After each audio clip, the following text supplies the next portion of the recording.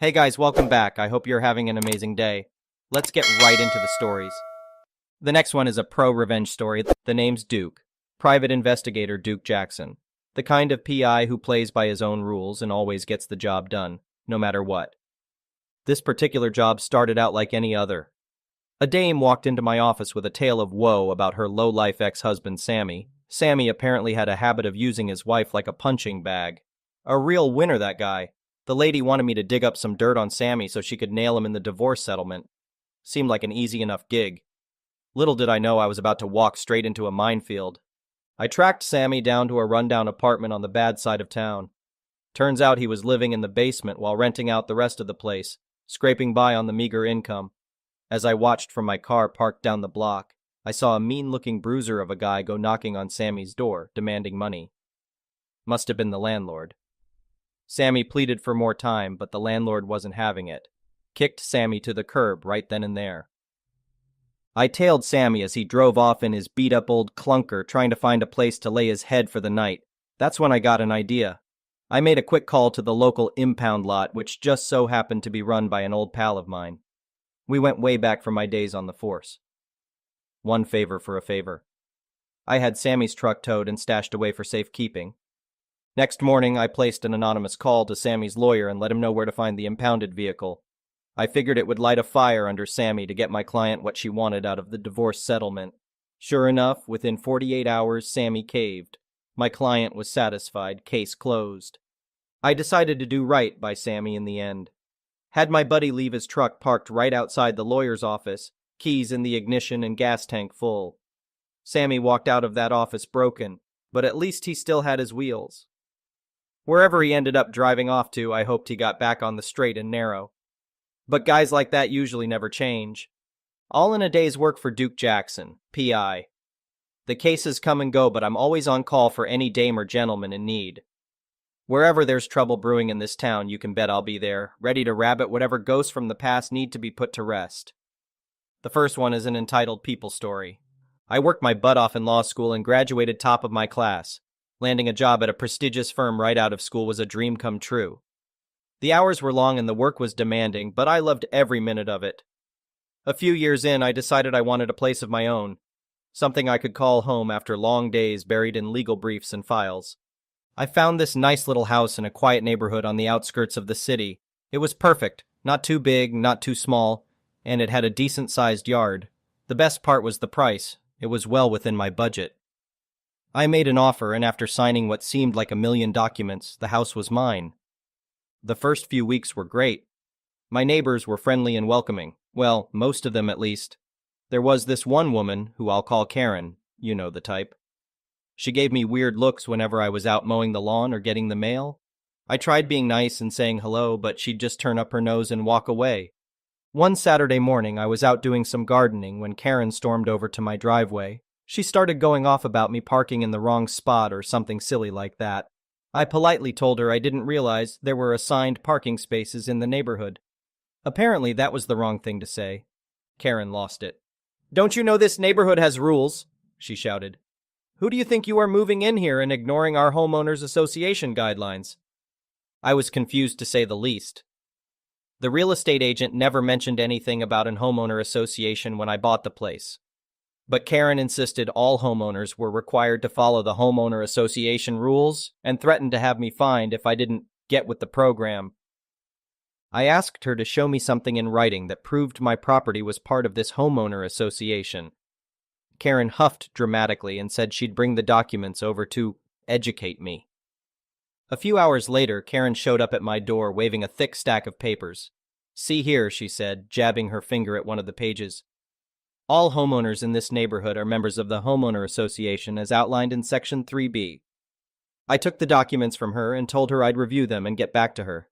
After she left, I sat down to read through the giant pile of homeowner association rules and guidelines she'd provided. It outlined things like grass length, fence appearance, holiday decorations, and a whole host of other mundane topics. But nowhere did I see anything confirming my property was bound to this homeowner association. The next day, I decided to get to the bottom of things. I went down to the county clerk's office and requested the property records for my house. As I suspected, there was no mention of any homeowner association in the deed or title documents. My place wasn't part of Karen's crazy homeowner association after all. Armed with the county records, I went to go set Karen straight. She looked annoyed when she opened the door. "Did you look over the homeowner association guidelines?" she asked impatiently. "Yes, and I have some questions," I replied. "According to the county property records, my home is not part of any homeowner association, so I'm not sure why you're trying to enforce these rules on me." Karen's face turned red. "That's absurd," she spat. "All homes in this neighborhood are required to join the homeowner association. It says so right in our bylaws." I shook my head. "Not according to the county clerk records. My property title doesn't mention any homeowner association at all." "Well, those records must be wrong," Karen shrieked. "I'm on the homeowner association board. I think I'd know if your home wasn't part of it." I stayed calm and explained that legally the county property records take precedence over any homeowner association claims. I even showed her the paperwork I'd gotten from the clerk's office. Karen grabbed the documents from me and frantically flipped through them, getting more agitated by the second. "No, no, no, this isn't right," she kept muttering to herself. Finally, she threw the papers down and pointed her finger at me again. "Listen, I don't care what those county records say. You bought a house in this neighborhood, so you have to follow our rules." I'd had enough of her nonsense. "I'm afraid you're mistaken," I said. "Since my property is not part of your homeowner association, I am not bound by any of your rules and guidelines." Karen opened her mouth to respond, but I kept talking. "If you continue to harass me about following your homeowner association policies, I will have no choice but to explore legal options," I warned. Karen's eyes went wide with surprise, like she couldn't believe I was pushing back. She started to say something else, but I turned and walked away before giving her a chance. Over the next few weeks, I kept finding notices taped to my front door with various homeowner association rule violations and threats of fines. Karen and her homeowner association comrades even tried to tow my car at one point for violating parking policies. I'd had enough.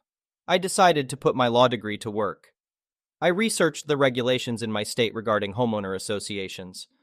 Sure enough, I found legal precedents confirming properties were not obligated to join an homeowner association unless explicitly outlined in the property deed or title paperwork. Armed with this information, I drafted a strongly worded letter to Karen and her fellow homeowner association board members. I detailed how they had no legal right to enforce their rules on my property, and doing so constituted harassment and misconduct. I included references to the specific state laws and legal cases supporting my position. The letter clearly outlined that if they continued their attempts to impose homeowner association rules on me, I would sue them individually, and the homeowner association as an entity for damages. That seemed to finally get through to them. After receiving my letter, the notices and harassment stopped. Karen still shot me dirty looks, but she kept her distance. I breathed a sigh of relief, knowing I could finally enjoy my home in peace without Karen and the homeowner association constantly badgering me. The moral of the story is don't let busybody homeowner association board members intimidate you into following their power trip rules. As a homeowner, know your rights. Don't assume you have to put up with an homeowner association just because you moved into a certain neighborhood. With a little research and firm persistence, you can fight back against homeowner association harassment and prove you're not under their jurisdiction. I was fortunate to have the legal background to easily dispute their claims. But any homeowner can educate themselves and stand up to bullies like Karen. The next one is a petty revenge story. I was on an airplane, and right when we landed, a Karen in the back unbuckled and darted to the front of the plane to get off first. She did not make any eye contact and felt that she was special. I am talking about going from the very last seat on the plane, down the whole row and past first class, basically standing at the little kitchen thing in the front. All this time the seatbelt sign was still on, and we were still rolling down the runway. The flight crew had asked her to return to her seat until we reached the gate, but she was not even responding. Everyone was basically trying to just wait it out. It was a long flight, 8 HRs, and at this point we were exhausted anyways. Nobody said a word. Suddenly the captain announced we had a special guest on board and he will be coming out to greet after we were settled at the gate. The Karen stood there awkwardly until we did the whole rolling into the gate and whatever planes do when they land for about 15-20 mins. Everyone sat there waiting to see what the captain was talking about. Eventually, the captain came out and asked the lady to please move back a little to get to a special guest, then a little more. Then a little more. He was looking from row to row trying to find a specific person. Everyone is watching and looking around to see who it could be. He kept going and going, asking the Karen to please step back a few more steps each time. Finally, as they approached the rear of the plane, he asked her to sit for a second while he grabbed the intercom at the rear of the plane. "Ladies and gentlemen, I'd like to announce our special guest sitting in seat 42C. Let's give her a round of applause." The whole plane was wild with laughter and applause. I loved every moment of that. The next one is a malicious compliance story. Many times I'd mentioned during other conversations with them that I'd previously come from the private sector and was not used to how things were run even after several years in local government. And definitely that those ways would never ever fly in private sector, especially when it came to money. I had been tasked with being the liaison for returning money and personal property to people that were either the victims or the perpetrators. Laws didn't allow us to know which category individuals fell under. But if a judge said, give their property back to them, that's what I did. With the correct paperwork. Period. Of course, there were procedures. Proper paperwork had to be filled out, and a valid current state identification or driver's license, a court order, and an evidence voucher was needed. Everything had to match on all of the paperwork. Their full name, address, city and state, and a property receipt from the police department. If they came to me with a receipt that said John Q. Doe, then their identification had to say the same, not Jack Doe, not J.Q. Doe. You get it. It was supposed to be a surefire way to make sure that the right person claimed the property, and 99.99% of the time it was money US dollars. And our department was entrusted to follow the rules. Well, the supervisor and the department head, let's call them TD and TL, were both in rare form this particular day during our routine morning meeting when they both had attitudes about everything. It probably had something to do with the fact that they were being applauded for running a tight ship and getting things done. Yeah, right. All they had to do was sign their names to things. The staff did all of the hard work, and yet contradicting everything said between one and the other, and walking around with their chests out like they were God's gifts, and in not so many words both professing I'm the boss. I want it done this way or that way. If I say something, that's the way I want it. Do it and don't question me. Okay, I thought, and I've asked before at other jobs. Are you sure? Really sure? Because I was taught to do just that, give you exactly what you want, and usually people end up not liking it. They both were so nasty in their response that I just smiled at my friend coworker across the table who shook her head and did a facepalm. Why? Because she knows me. Okay, it's on. I'm going to do it your way without question because you two are the boss. At around 11 a.m., I get a call from the security desk that a visitor had arrived with a property receipt, etc., and wanted to know if I would come and collect them to get the process started. Sure, I'll be down in about 10-15 minutes, I told them, as I was in the process of counting money and needed to focus. As on any given day, there was around $100,000 in cash on my desk, and I didn't want to put the money back in the safe and start all over. When I finally finished counting the money and went downstairs to collect the visitor was clearly agitated. Was I bothered? Kind of. But I was secure enough knowing that there were 400 or so officers with guns in the building. So, I led the visitor up to my office, had them seated, took their information, and began the process. Except one. The voucher looked old, 2. The name on the voucher didn't match the receipt, 3. The receipt nor the voucher matched the court order, and 4. Their ID was expired. Alert! Alert! Giant red flags waving in the breeze. Everything that I'd been taught was screaming at me that this was bad, and that it was going to end badly. I made the necessary copies for my records of all of the information like always, except this time 2 of everything, and actually circled all of the discrepancies in red marker, and then told the visitor that I needed to get the checkbook from another office. It would take a little while to get the signatures, and mine, needed and release of funds, required 2 other signatures. I first went to my immediate supervisor, TL, and explained the situation to her. I showed her every single solitary piece of paperwork, pointed out all of what I'd circled, that the information didn't match on any of forms in any way at all. She literally did a quick scan and said, "It's okay. Do it." I know that I stood there with my mouth opening and closing with no words coming out for a full 2 minutes, shaking my head and in shock before I said, "Wait, did you really look at what I'm showing you? There's something wrong with all of it. I think it's forgery and fraud about to be committed." Her words were, "I said do it," while pushing all of the paperwork across her desk back to me.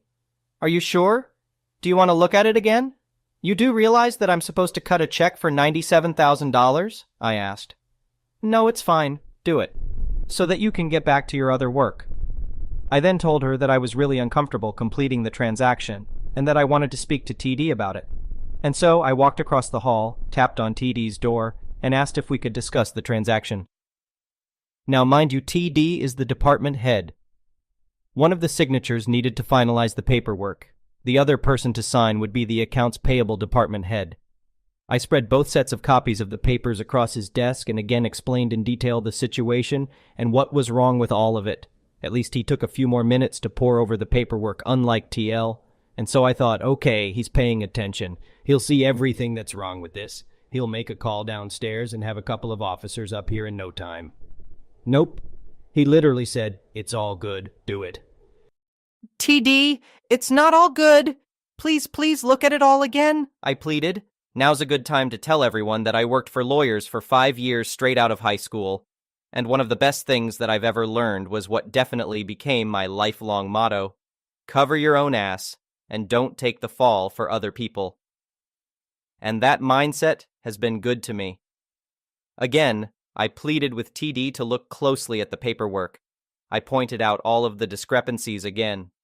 The wrong name, the papier being the wrong color and looking old, the expired state ID, everything. And again he said, "I said do it." Okay, I thought. This is one of the times when you know for certain that this is going to come back and bite you in the ass. But remember when I said that I worked for lawyers for 5 years in my earlier career? Well, I remembered them always saying, signatures are everything. Now, normally the only time I would need signatures are when the checks are actually cut. But this time I was definitely going to take it oh so much further. Back out to the copier I went for one more copy of all of the paperwork. First stop was the supervisor, TL. TL, I need your signature to finish this transaction. Sign and date here, and here. Yes, everywhere. I'd made a notation in red marker. Thank you. And off I went back to TD to get his signature.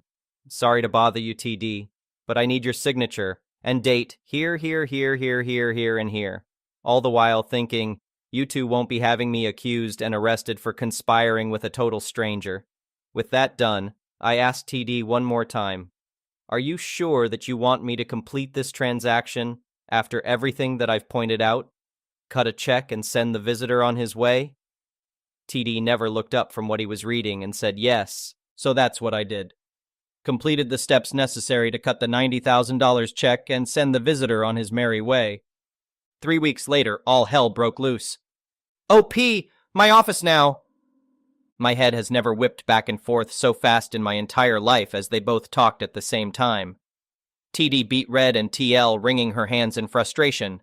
"Shut the door," TL said. And then I could barely understand what was being said, but eventually figured out that it was about the transaction and check that I'd written prior. Yep, we, and I say we very, very loosely, handed over close to $100K to the wrong person. They handed me a record of everything that was currently happening because of that transaction. The commissioner's memo, the judge's orders, the investigation procedures, the assigned case number and detectives, the names of the bank representatives. I was told that there was an ongoing investigation and I'd be contacted by the bank and detectives shortly, and lastly that I might be fired. "What do you have to say for yourself?" TD asked forcefully while slapping the top of his desk, to which I replied, "I did what I was supposed to do. I did what I was told to do. Don't you remember signing off on it all?" I said matter-of-factly. They both spluttered something to the effect of, "I would never." "I have an MBA and I've been doing this for 30 years. No, this is your mistake. This is not going to end well for you, etc." I almost burst out laughing because it very much sounded like the teacher from the Charlie Brown cartoons. You know, wah, wah. but I was in no way worried. I calmly got up out of the chair that I'd been perched on the edge of, excused myself, walked to my office, picked up my purse, and got my desk key out, opened the drawer, and pulled out the folder that I had made of that one particular transaction. I had purposely kept it separate from the other copies, just in case those papers somehow magically disappeared. Since TL was commonly and routinely famous for going through our desks, I walked back to TD's office and set the folder on his desk in front of him and waited. "What's this?" TD asked me. "Just open it," I said. He spent more time going through those papers than he had when he should have been paying a hell of a lot more attention 3 weeks ago. He finally looked across his desk at me with wide eyes, and I just blinked back at him, not saying a word. TL asked, "Well, what is it?" And so he hands her the file but never takes his eyes off of me. I swear that in that moment I could hear her gulp loudly. For me it was an "oh, so you two think that I'm going to take the fall for this one?" moment. No. Nope. Not today, not tomorrow, not next month, not ever. And then I waited some more. You could definitely hear a feather drop. The room had gotten so quiet. As I said, I did what I was supposed to do, just like you two told me. "Anything else you need me to clear up?" I asked. TD and TL couldn't speak. Neither could find their voices in the moment, so I just quietly left the office, shut the door behind me, and smiled all the way back to my office. What happened with the ongoing investigation, I'll never know. The subject was never brought up again. Hell, I did just what they both told me to do. They're the bosses, right? Thank you for watching. I would really appreciate it if you could like the video and subscribe to our channel if you haven't already.